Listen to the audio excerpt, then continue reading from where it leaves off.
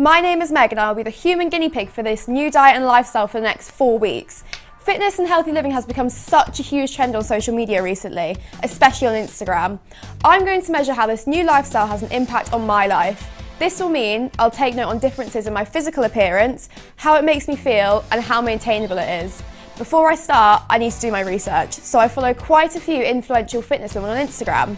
I followed a couple anyway, but I made sure to follow other accounts like Healthy Chef Steph and How to Meal Prep to get a good grasp on what my diet should look like. I saw plenty of veggies and lots of chicken. I also took note of workouts from people like Steph Fit or Megan Grubb, just so I knew what to do in the gym. I noticed that these workouts were very focused on resistance training to build strength and tone rather than lose weight. With these combined, I set out to get to the gym 3 to 4 times a week whilst clean eating and avoiding cheat days for the next 28 days. Here's my new lifestyle. I'll make sure to report back.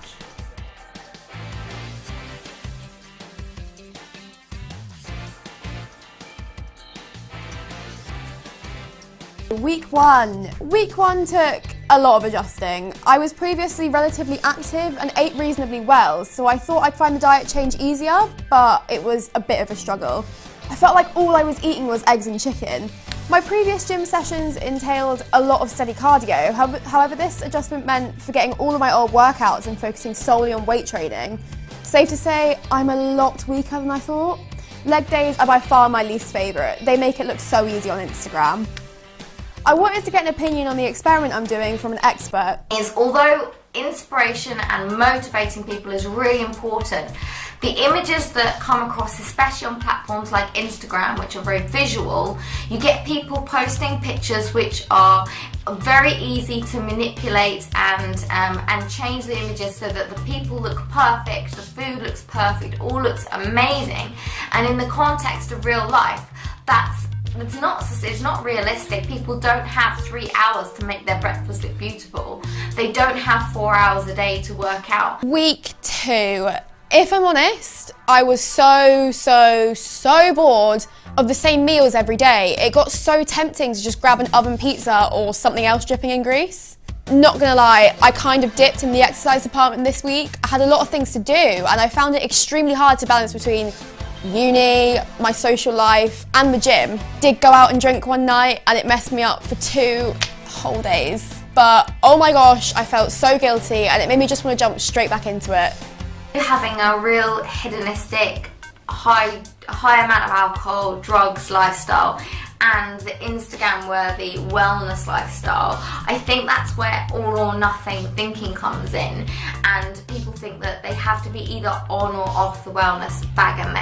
They have to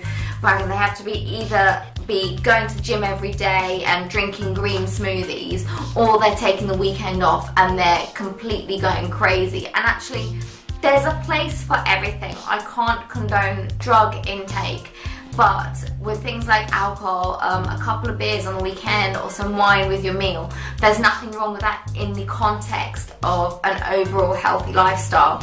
And sometimes I think that when people take it too extreme and they're trying to be too perfect, that's when they get rebellious, because they've been trying to avoid all things in life that are fun, the chocolate, the junk food, the partying for so long, that when they do get access to that, they go completely over the top. It's the same way that people who go on a very low calorie diet and are starving hungry end up binging because they just can't help themselves, do this rebound effect. So if we could get more of a balance coming in where there's a time and a place to relax and enjoy yourself.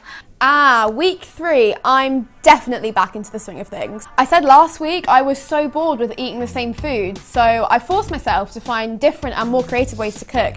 Watch out, Ramsay. I tried stuff like stir fries, pasta dishes and roasting veg. Roasted carrots are now my actual favourite foods. Exercising is getting easier. I feel fitter already. I'm genuinely enjoying the gym because it puts me in such a good mood. I'm nowhere near the level of a fitness influencer yet, but I have a lot more energy and a lot more motivation to do well. I'm fully in favour of body positive and everybody just being happy with who they are. But I can't endorse when I see very overweight people bringing out clothing lines. And yes, overweight people need to dress and they're entitled to have nice clothes as well. To say this is okay, this is healthy, it's not. There are very few studies that have contradicted that and said that's okay. Everything we know so far is that being very overweight is not good for your body. So loving yourself as a personality and as a person and as a human, that's fantastic. But to say that you can be extremely overweight and as healthy as you could be is just not true. You could be very fit.